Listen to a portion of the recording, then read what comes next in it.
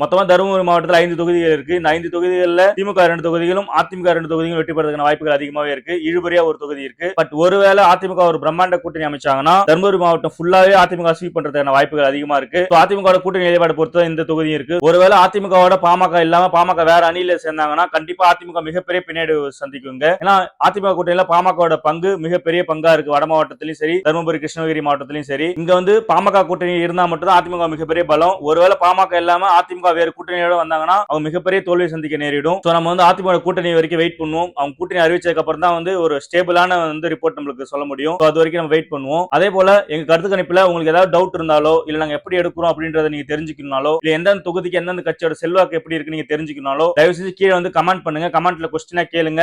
நாங்க ஆன்சருக்காக தனியா ஒரு வீடியோ எடுத்து நாங்க எல்லாருக்குமே ஆன்சர் பண்றோம். உங்க டவுட்ஸ் கீழே கமெண்ட் செக்ஷன்ல கொடுத்துருங்க. நாங்களும் உங்களுக்கு கிளாரிஃபை பண்ணிடுவோம். உங்களுக்கு எந்த காரணத்துக்காக நாங்க எந்தெந்த கட்சி இத்தனை சதவீதம் கொடுத்துருக்கோன்றது ஈஸியா தெரிய வந்துரும். எல்லாரும் கண்டிப்பா கமெண்ட் செக்ஷன்ல உங்க கேள்விகளை பதிய வைங்க. நம்ம அடுத்த வீடியோல சந்திக்கலாம்.